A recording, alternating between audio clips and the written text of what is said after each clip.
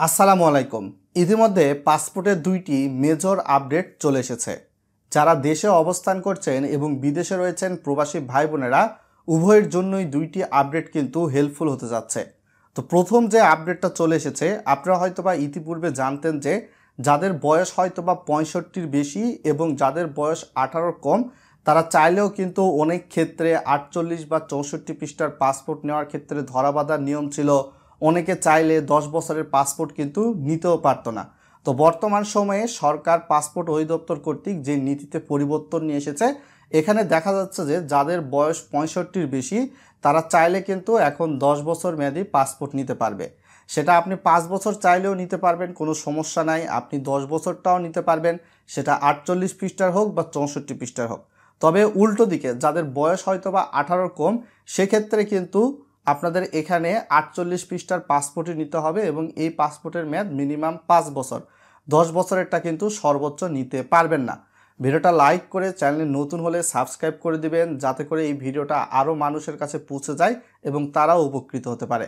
Second যে আপডেটটা চলে এসেছে, এটি হচ্ছে স্বরাষ্ট্র মন্ত্রণালয় কর্তৃক সুরক্ষা বিভাগ এবং 5 মার্চ 2025 সালে প্রকাশিত তথ্য সংশোধনপূর্বক বিদেশে পাসপোর্ট ইস্যু বা রিইস্যুর আবেদনসমূহ নিষ্পত্তিকরণ প্রসঙ্গে এবং সূত্র সুরক্ষা সেবা বিভাগ কর্তৃক জারিকৃত পরিপত্র উল্লেখিত বিষয়ে সুরক্ষা সেবা বিভাগ থেকে সূত্রস্থ স্মারকে জারিকৃত পরিপত্রের ঘয়ের অনুচ্ছেদ নিম্নরূপে সংশোধন করা হলো। অর্থাৎ জন্ম নিবন্ধন সনদের ভিত্তিতে তথ্য সংশোধনে বিদেশে পাসপোর্ট ইস্যু বা রিইস্যুর আবেদনসমূহ নিষ্পত্তিকরণের ক্ষেত্রে আবেদনকারীর বয়স সংশোধনের ক্ষেত্রে সর্বোচ্চ 8 বছরের ব্যবধান পর্যন্ত বিবেচনা করা যেতে পারে এবং পরিপত্রে উল্লেখিত অন্যান্য নির্দেশবলী অপরিবর্তিত থাকবে। অর্থাৎ নতুন যে পরিপত্র এসেছে, এই পরিপত্রে বলা হচ্ছে যাদের হয়তোবা জাতীয় পরিচয়পত্র নেই, যারা হয়তোবা জন্ম নিবন্ধন দিয়ে পাসপোর্টের বয়সটাকে পরিবর্তন করতে চাচ্ছেন, সেটা জন্ম তারিখ মাস সাল, এক্ষেত্রে কিন্তু সর্বোচ্চ 8 বছরের আপনি সংশোধন করতে পারবেন বা পরিবর্তন করতে পারবেন জন্ম নিবন্ধনের সঙ্গে মিল রেখে পাসপোর্টে। তো এর চেয়ে বেশি হলে কিন্তু আপনারা পাসপোর্টের বয়সটাকে সংশোধন বা কারেকশন করতে পারবেন না। লাইক আছে এখানে হয়তো বা দেখা যেতে পারে আপনার 5 মাস বাড়ানোর প্রয়োজন বা 5 বছর বাড়ানোর প্রয়োজন, বা অনেক ক্ষেত্রে 6 বছর 7 বছর বাড়ানোর প্রয়োজন, 7 বছর 7 মাস, 7 বছর 8 মাস, বা 7 বছর 12 মাস, বা 7 বছর 11 মাস 29 দিন 30 দিন, এরকম বাড়ানোর প্রয়োজন হয়ে থাকলে কিন্তু আপনারা আপনাদের বয়সটাকে কারেকশন করতে পারবেন শুধুমাত্র জন্ম নিবন্ধন দিয়ে, এবং সেই জন্ম নিবন্ধনটা অনলাইন বেস হতে হবে।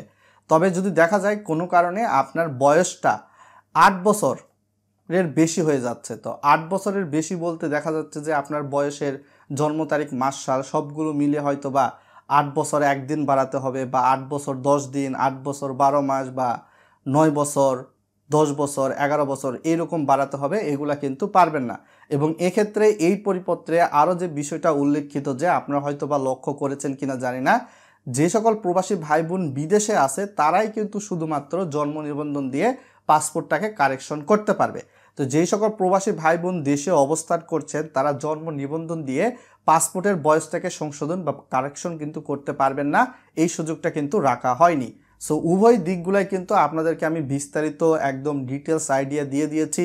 সরকারের এই সিদ্ধান্ত যদি আপনাদের কাছে ভালো লাগে তাহলে ভিডিওর কমেন্ট বক্সে ইয়েস লিখে জানাবেন, যদি আপনাদের কাছে মন্দ হয় তাহলে ভিডিওর কমেন্ট বক্সে নো লিখে জানাবেন।